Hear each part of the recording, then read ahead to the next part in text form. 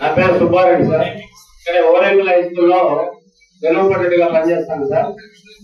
ఇది ముందుగా ఈ మెడిసిన్ నాకు తెలియదు, కాకపోతే వేరే ఆర్మీ పర్సన్ ఒక ఆయన నాకు చెప్పడం జరిగింది.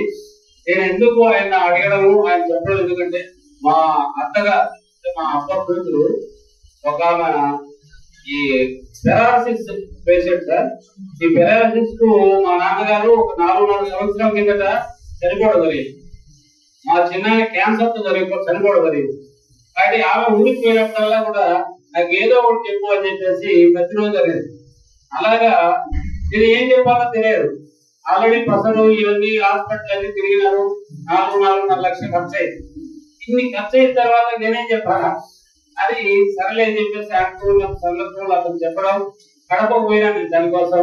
కడప పోయి వచ్చిన తర్వాత ఇలాగనే మీటింగ్ జరిగింది. ఈ మీటింగ్ లో వెళ్ళి కనుక్కుంటే ఇట్లా బాగుంటుంది పెరాలసిస్ అని చెప్పడం. తర్వాత చెప్పితే చెప్పినారు కానీ నమ్మకంగా చెప్పినారు కానీ నమ్మాల్సినటువంటి నమ్మకం కాదు. ఎందుకంటే ఇలాంటి వాళ్ళు ఉన్నారా అని అంటానే అప్పుడు సారు వాళ్ళ అమ్మగారు పెరాలసిస్ తో బెడ్కి పరిమితమై పైపులు పెట్టి డైపర్ చేసుకొని ఇవన్నీ కూడా చాలా ఇబ్బందికర పరిస్థితుల్లో ఉన్నటువంటి ఆమె కోలుకొని ఇప్పుడు స్టెప్స్ ఎక్కుతారు. అక్కడ 2 నెలలు ఆలోచన చేసి మా ఊరు దగ్గర పూర్వం దగ్గర బుధవారపల్లి అనే ఒక ఊరు, అక్కడ కూడా ఒక ఆమెకు మంచిగా బాగుపడడం జరిగింది.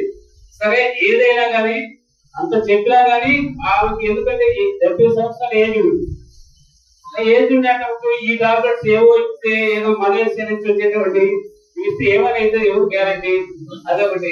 దాంతో ఇవన్నీ చూసి ఆమెకు చెప్పడం జరిగింది. ఇది బాగైతే లేకపోతే లేదు, మాకు బాగైతే చెప్పినారు, కాకపోతే గ్యారంటీ ఇవ్వలేదు. నేను మాత్రం మీరు వాడండి, దీనివల్ల ప్రమాదం లేదు ప్రాణానికి అనేటువంటి చెప్పడం జరిగింది. చెప్తే ఆమె ఇప్పుడు 4 నెలలు పైబడినది. 2 కిట్లు పూర్తిగా వాడి 3వ కిట్లు స్టార్ట్ చేస్తాంది. ఆమెకు ఫస్ట్ కాలు చెయ్యి ఒక చెయ్యి పడిపోయినటువంటి ఆమెకు మొట్టమొదట ఒక 1 నెల రోజులు కూడా కాలేదు, 25 రోజులు అట్లా స్పర్శ స్టార్ట్ అయ్యింది. స్పర్శ స్టార్ట్ అయ్యేటప్పుడు ఏం జరిగింది, నొప్పి స్టార్ట్ అయితే నాకు భయపడిపోయింది. ఇదేదో మాకు తెచ్చిచ్చినా పోయిగా నాకు వెంటనే ఫోన్ చేయడం. వెంటనే నేను సార్ చేసిన సరే ఏదో నొప్పి ఎక్కువ ఉంది కదా ఎట్లా కలుగుతుంది. అప్పుడు వెంటనే ఫోన్ చేస్తాను, సార్ నొప్పి ఏ కాలుకు ఏ స్టార్ట్ అయింది, మొత్తం బాడీ ఎంత నొప్పి స్టార్ట్ అయినాయి ఎట్లా అని అడిగిన. అయితే ఏదైతే కాలు చేయి పడిపోయిందో ఆ కాలు చేయి పడిపోయినటువంటిదే నొప్పి స్టార్ట్ అయిందంట సార్ అని చెప్పి. అంటే కాలు చేయి పడిపోయినటువంటి దాన్ని నొప్పి వచ్చిందంటే ఆల్రెడీ మీకు స్పష్టం వచ్చినట్టే కదా, కాబట్టి అద్భుతంగా పనిచేస్తాను సార్, దాన్ని కంటిన్యూ చేయండి అని చెప్పి. ఇట్లాగా చేస్తా ఇప్పుడు ఆమె కాలు చేయి పడిపోయినటువంటి ఆమె నిలదొక్కుని కట్టుతో ఇప్పుడు ఒక స్టెప్ అట్లా వేస్తా ఉన్నది, చిన్న నడుస్తుంది. ఆ ఫ్లెక్సిబుల్ గా ఉండడం జరుగుతుంది. అదే 35% క్యూర్ అయింది.